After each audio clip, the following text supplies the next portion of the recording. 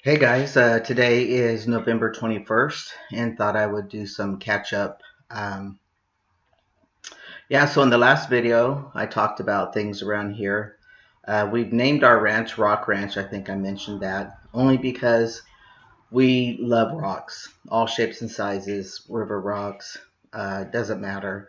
We've always collected rocks and designed. If any of you know from my previous videos in our other house, we had a lot of rock formations around our backyard, and in our front, you just didn't see it. So anyway, so I'll just start real quick with, I left off last video with my testosterone levels being 58 as opposed to over 900 when I started the patch. And the patch didn't work. It wouldn't stick to my body, so I had to open it up and rub the gel in on my muscles, and that's what I did. And my body did not absorb it. So things were changing. I found that I was going to cry at the drop of a hat. Um, my body was shifting in the fat. Uh, I just didn't feel balanced.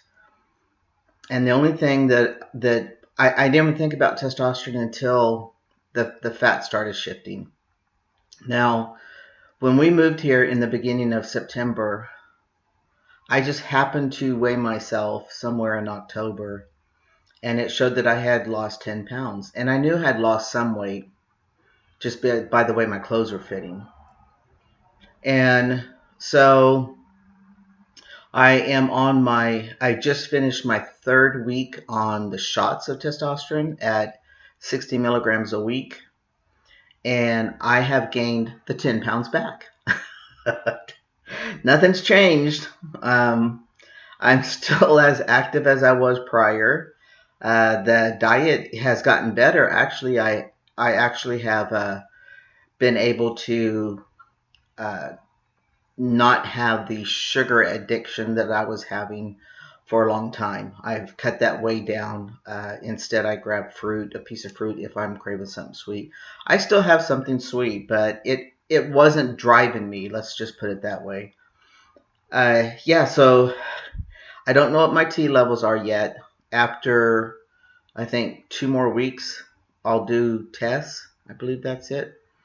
So we'll see. But when I initially started testosterone, I gained 17 pounds and I never lost it. So we can shoot it to muscle. That was one thing I noticed before I started back on the shots was my arms and my muscles looked smaller. They just felt smaller, and I'm like, what is this? I'm not doing anything different, and I still was strong, but I just noticed a change in my biceps, especially, and my triceps. And so yeah, I mean, it's crazy. It depressed me at first because I felt good about losing weight. I've had a weight struggle for a long time, and now I'm actually, let's say, 2.5 years ago, I had finally gotten down to a size 38, and now I'm back up to 40, between a 40 and 42, depending on the clothing. I have bought 42 shorts working around here because I just don't want any tightness, but they look humongous on me. So I don't look my best in them, but I do have a couple pairs of shorts that are 42s. So that was the testosterone thing. Am I feeling any different as far as emotions or anything? I noticed that I'm not wanting to cry at the drop of a hat. I noticed that I do feel stronger. My arms feel bigger now again. It's weird, it amazes me how hormones drive a person. And so, yeah. So that's it about testosterone. So, other things that are going on. As you can see, I have participated in No Shave November. It's been driving me crazy, though. And the reason why is because I feel like I have static on my body. And the furry part feels staticky. It's a weird feeling. I don't recall it feeling that way before. Now, I think before, when I let it all grow out, I actually trimmed it. I didn't shave it, but I trimmed it. And I haven't done anything to it this time. Not even my mustache, hardly. It needs to be trimmed. But yeah, so the hair's gone down into the beard. The chin hair is still longer than the other part. It's finally filling in. Uh, this has been, what, 3 weeks now? I haven't had a haircut in 3 weeks either.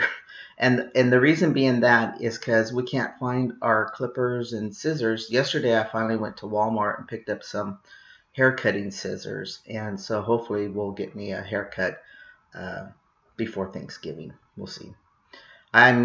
Tony's been sick with a cold, and yeah, so here I have, what's weird? My head is shaped, okay? My head is not totally round. So when I hit right about back here, my head goes this way. Just like, and I got a cowlick right there in the crown. So therefore I've got the bald spot, or it's not completely bald. Well, it might be now because I never look at it, but so my hair all lays different ways back in there. And it doesn't, with my CPAP and the headband going around the back there, when I wake up in the morning, I just look really cute, hair going everywhere. But as I've said before, what happens when my hair grows out is I get curl. And prior to transitioning or hormones, straight hair. My dad had a wave to his hair. My sister that's under me, right next to me, she had wavy hair out of all 5 of us. She had the wavy hair. Mine was totally straight. Now, it would curl if you curled it, but it was totally straight and heavy. So, yeah, I start getting curl waves and curly cues up here. My hair starts flipping and doing all nice, crazy things. So, yeah, so this is me, No Shave November 2019. Everything else, well, let me give you a little update here at home. I have broke down all the rabbit cages, the chicken coop, the duck coop. Uh, we have cleaned out all but the very back section of the property from goat heads. We still have them laying around, but they've all been cleaned up and thrown in the trash, the plant itself. We have taken all the wood from the trees that they trimmed here and put them back and stacked it and made an area for the wood. We've cleaned up a lot of the front property of the pasture so that I put 4 sprinklers on it to see how the grass is going to grow, and we've got grass. It's not Bermuda. It's probably a ryegrass of some kind for the winter. But the horses and the sheep are already over there eating on it, munching on it. So I had a guy come out on Tuesday. I thought he was going to give me a bid. He's my tree guy. And he actually started working that day and hauling all the wood scrap and stuff around the property. He's coming back another day to go into the pasture. We're going to be raking up all the dry grass and putting it in huge piles, and he's going to come in with a crew and scoop it up and take it to the dump that takes only green. So yeah, after we do that, actually, as far as cleanup around the property, he's going to take all the tumbleweeds we cleaned up and everything we've cleaned up. He's going to haul the rest of it off another day. We haven't gotten together on that day yet. So he did this Tuesday. Yesterday, it rained here. Now, I got on the carport roof. We have a 3-car carport. One area has all the hay. And he had told me, the previous owner told me it leaks, so I'll need to replace it. And I said, okay.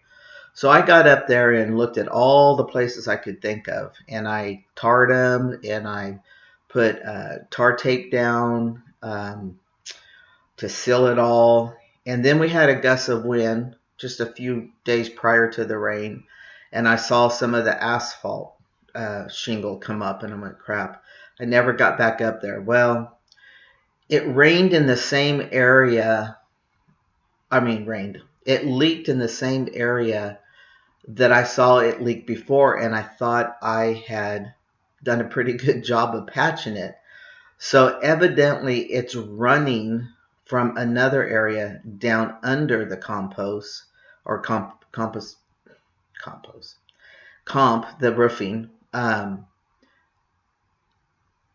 and leaking because it leaked on my truck. And then we had 2 leaks where the rain or the hay is, and I had to pull all those bales forward and I put the wheelbarrow under one leak and the 5-gallon bucket under another leak, in which I had to already pour out one time throughout the day yesterday.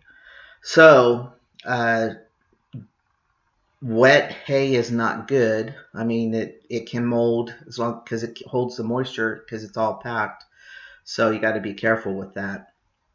So I'm looking at possibly having to put a new roof on the carport sooner than I thought.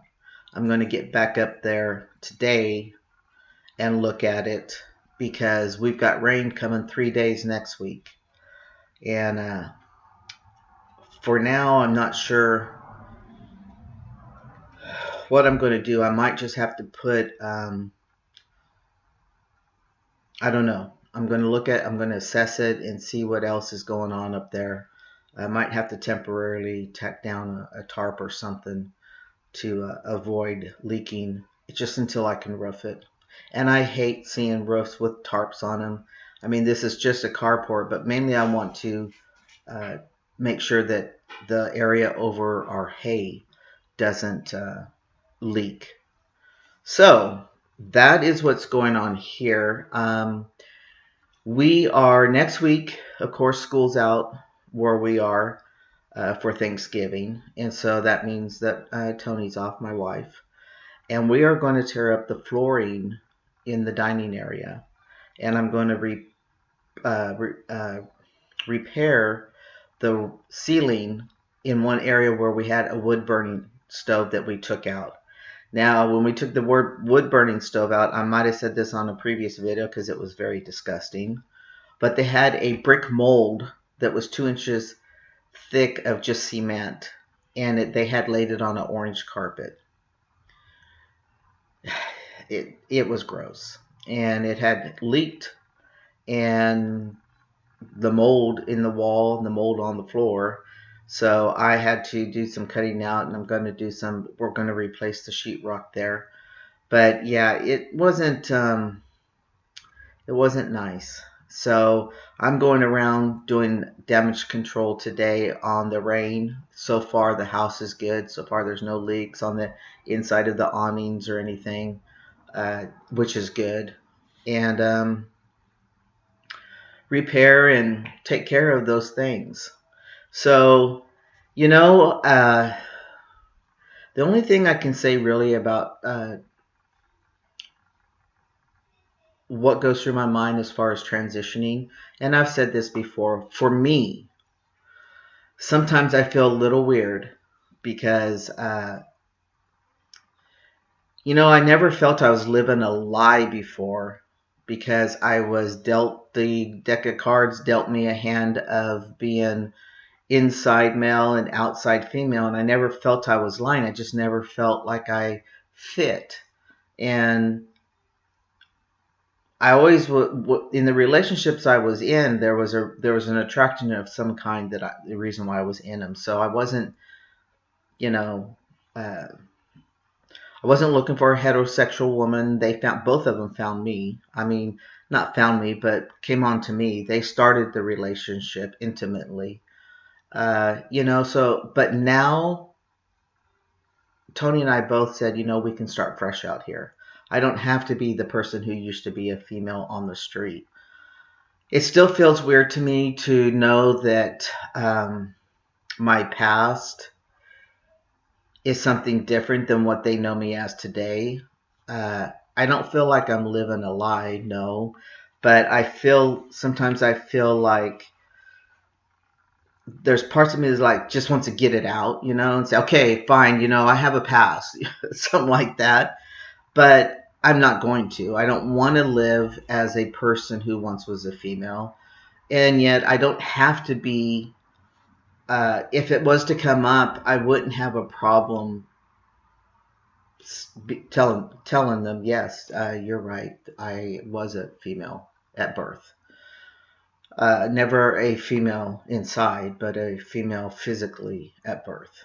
And but that's the only thing I can think of, when I'm dealing with the neighbors, because the guys, my neighbor, we share a well. It's on our property, but we bill them for the use of the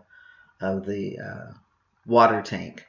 So he texts me a lot and does that guy's humor. He's a good old boy. He's only I think a year older than I am, and I go along with. I mean, I know how to talk that way because that's the way I've always basically been around guys.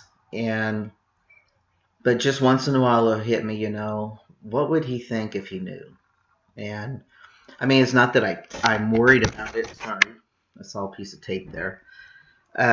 It's just those are thoughts that go through my head. Uh, I think it's normal for any trans person to have thoughts like that.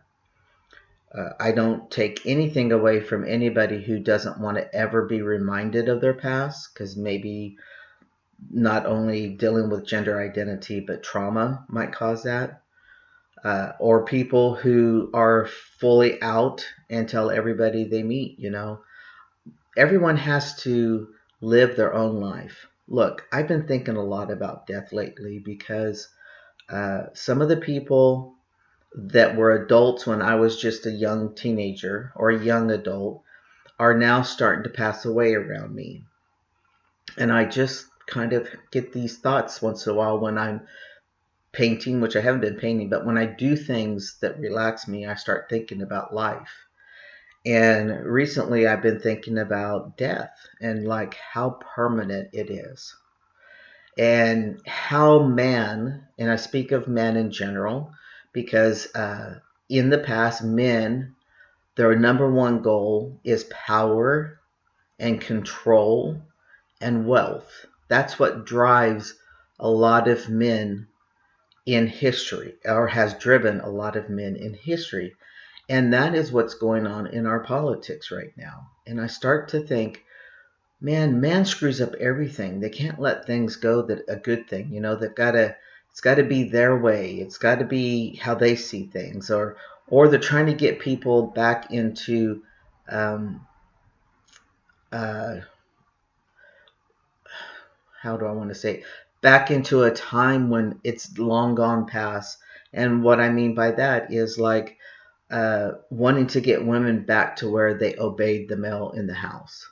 That they weren't allowed to do this, they weren't allowed to do that. They're trying to turn back all the rights that women have fought through for all these years. And I just look at these stupid guys, the ones there who got the egos and the control and think they're greater than thou. And I think, man, you guys ruin it for everybody. And it's just everyday life. There's always got to be some kind of commotion or drama over anything, whether it is any kind of civil rights, whether it has to do with the color of people's skin, or the kind of people, or the gender people love and the gender that they are, whether it's about transgender people and how they don't have a right to be who they authentically are, and just things like that. I've been thinking a lot about death in itself, because I think, we don't have anybody to blame about the choices in our lives. Now, other people have caused things in our life that's been out of our control, which means, for example, an adult when you were a child, etc., etc. But now as an adult, there is no reason why anybody has any right to tell another person what they can and cannot do. And there is no reason for anybody to sit and say, I couldn't do this because of that, or because of he or she. And that's just not it. Maybe not the course you wanted to go to get there, but you can always change your course and get where you want to go in a different way. Uh, I am a true believer because I've been raised with circumstances that in situations that were violent or could have been a lot more violent than what they were as a child. But I honestly feel that, out of 5 kids, 3 of us basically got through that and have become very productive adults and respectful adults, and have learned that you have to work hard for what you want, or you have to work hard to have things. And so I just how death is so permanent, and the only thing after you die that's going to be remembered is what you want people to remember. So if you want people to remember how selfish and hard and scornful you were, they will. Or how kind, generous, and giving you were, they will. And that's what I've been thinking about lately as far as life's concerned. So I just want to tell you, I want to give you an update about the property. I'll try to learn how to put some pictures and videos in here of our new home and show you guys what it's about. But you guys take it one day at a time. Always make your journey as simple as possible. We'll talk to you later. Bye.